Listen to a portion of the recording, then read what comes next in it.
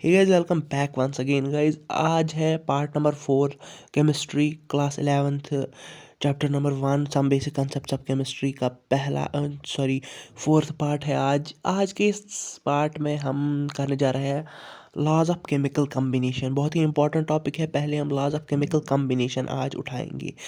So guys, पहले मैं आपको बताना चाहता हूँ कि थैंक्स फॉर 100 सब्सक्राइबर्स। मेरे 100 सब्सक्राइबर्स पूरे हो गए। यूट्यूब से मुझे मैसेज भी रिसीव हुई कि 100 सब्सक्राइबर्स पे कॉन्ग्रेचुलेशन ही आपके सामने होगी मैसेज यूट्यूब से जो आई है। So guys, thanks for 100 subscribers. So without wasting your much more time, let's get started. Guys, laws of chemical combination मतलब देखो, अभी तक हमने जो देखा केमिस्ट्री में हो क्या रहा था। केमिस्ट्री में मतलब आटम्स आपस में कंबाइन हो रहे थे, मॉलिक्यूल्स कंबाइन हो रहे हैं, रिएक्शंस हो रहे। गाइज, जब भी कोई कॉम्बिनेशन होती है तब कुछ लॉज को हमें देख के हमें कुछ लॉज फॉलो करने हैं। गाइज देखो, लॉज ऑफ केमिकल कॉम्बिनेशन का पहला लॉ जो है वो है law of conservation of mass. यानी कि नाम से ही पता चलता है, law of conservation of mass. Mass conserve किया गया मतलब इसका मतलब है, ये लॉ हमें कहता है मास can neither be created nor destroyed. यानी कि रिएक्शन से पहले जितना मास हमारे पास है, रिएक्शन के बाद भी उतना ही मास होगा। गाइस, ये लेवोशियर ने ये लॉ दिया है। लेवोशियर ने बोला है कि उसने बहुत सारे एक्सपेरिमेंट किए। जब उसने बहुत सारे एक्सपेरिमेंट किए ना, उसने हर एक्सपेरिमेंट पे नोट किया कि मास को क्या हो रहा है, ये रिएक्शन से पहले और रिएक्शन के बाद। फिर उसने नोट किया कि देखो, रिएक्शन से पहले जितना मास हमें लगता है उतना ही रिएक्शन के बाद भी लगता है। यानी कि मास can neither be created nor destroyed. तो फिर लेवोशियर ने ये ला दिया था। लेवोशियर ने बोला कि ना, मास can neither be created nor destroyed. Guys, 1789 के आसपास ये लेवोशियर ने ला दिया था। गाइस, लॉ नंबर सेकंड जो है लॉ ऑफ डेफिनेट प्रपोर्शन, जिसे हम लॉ ऑफ डेफिनेट कंपोजिशन भी कहते हैं। गाइस, ये लॉ क्या कहता है? ये कहता है a given compound always contains the exactly the same proportion of the element by weight. यानी कि देखो, मतलब अगर हमारे पास कोई कंपाउंड होगा, उसके अंदर जितने भी हमारे पास एलिमेंट्स हैं वो सेम रेशो में हर वक्त हमें मिलेंगे। फॉर एग्जांपल अगर हमारे पास वाटर है, देखो वाटर में जिस प्रपोर्शन में हाइड्रोजन एंड ऑक्सीजन हमारे पास है, अगर वो वाटर हम कहीं से भी लाए तो फिर वो प्रपोर्शन हर जगह सेम होगा। यानी कि फॉर एग्जांपल हमने टैप वाटर लिया, मतलब नल से हमने पानी लिया, उसमें भी हमारा वाटर जो है उसका रेशो, हाइड्रोजन एंड ऑक्सीजन का रेशो सेम ही होगा, उतना ही होगा जितना कि अगर हम वाटर नाली से लेके लाए, समंदर से ला के लाए, तो प्रपोर्शन ऑफ वाटर हर जगह सेम ही होगा। गाइज, ये लॉ दिया था जोसेफ प्राउस्ट ने। तो उन्होंने क्या किया था, उन्होंने क्यूप्रिक कार्बोनेट यानी कि CuCO3 के 2 सैंपल लिए थे। जो पहला सैंपल लिया उन्होंने वो मतलब नेचुरली बना था, नेचुरल ऑरिजिन से था। और जो दूसरा सैंपल लिया था उन्होंने, वो सिंथेटिक ऑरिजिन से था, यानी कि उसको बनाया गया। तो उन्होंने क्या देखा, उन्होंने देखा दोनों सैंपल्स में percentage of copper, percentage of carbon and percentage of oxygen same ही था। तो ये था लॉ ऑफ डेफिनेट प्रपोर्शन या लॉ ऑफ डेफिनेट कंपोजिशन। अब हमारे पास तीसरा लॉ है law of multiple proportion. Law of multiple proportion हमें ये कहता है कि अगर कोई दो एलिमेंट ऐसे हैं जो आपस में कंबाइन होके एक से ज़्यादा एलिमेंट बनाते हैं। फॉर एग्जांपल देखो, हमारे पास है हाइड्रोजन एंड ऑक्सीजन।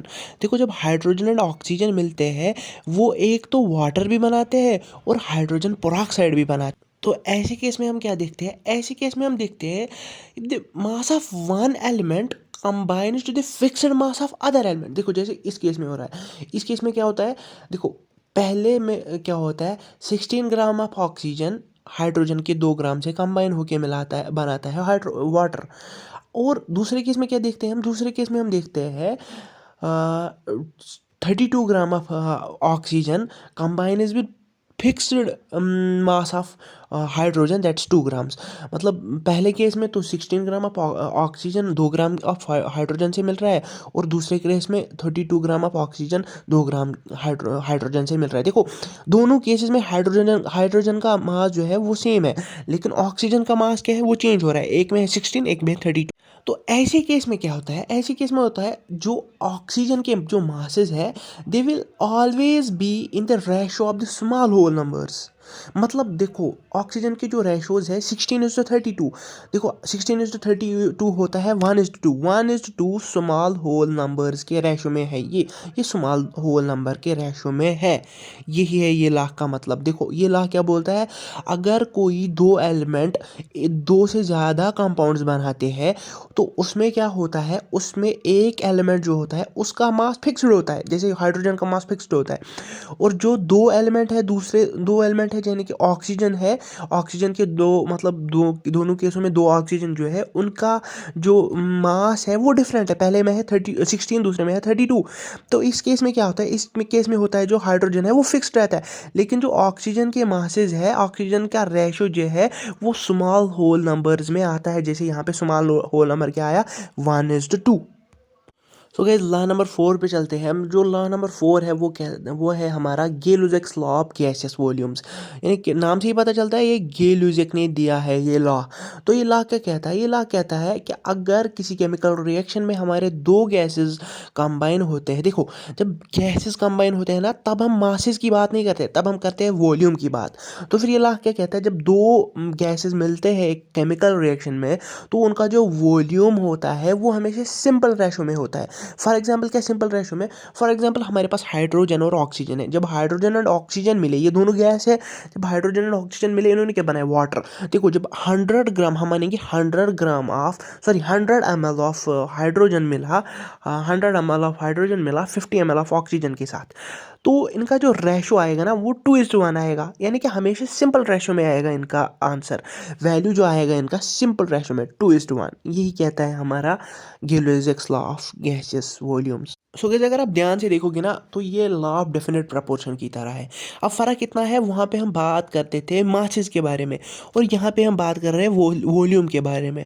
तो इसीलिए इस लॉ को कभी ये भी बोलते हैं कि law of definite proportion by volume, क्योंकि ये लॉ ऑफ डेफिनेट प्रपोर्शन की तरह ही है। ये लॉ बस मासेस और वॉल्यूम की फ़र्क है।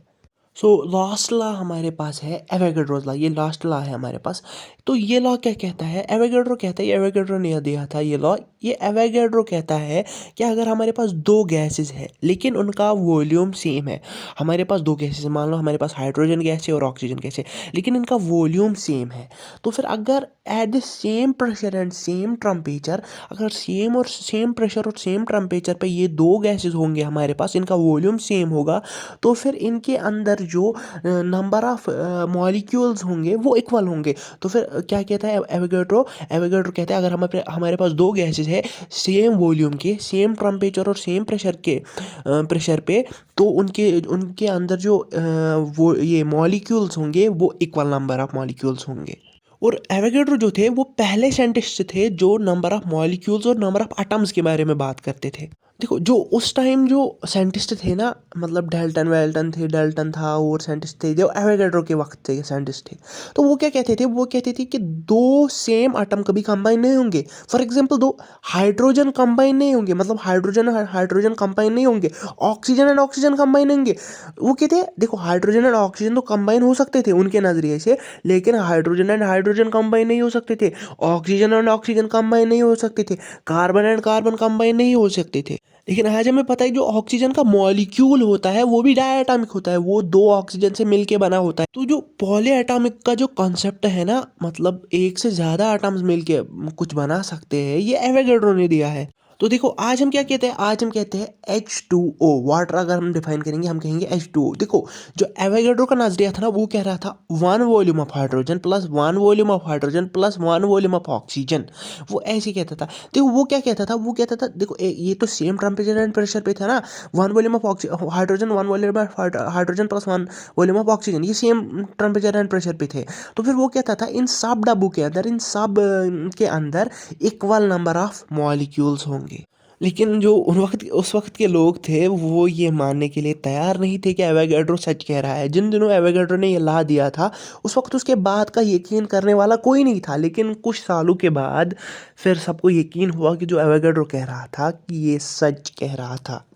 देखो गाइस अब जो हमने पढ़ा है ना बेसिक, हमने सब कुछ क्लियर किया हुआ है। ये कॉन्ग्रेचुलेशंस आपको कि ये बेसिक जो हमने वो सब कुछ क्लियर किया है हमने।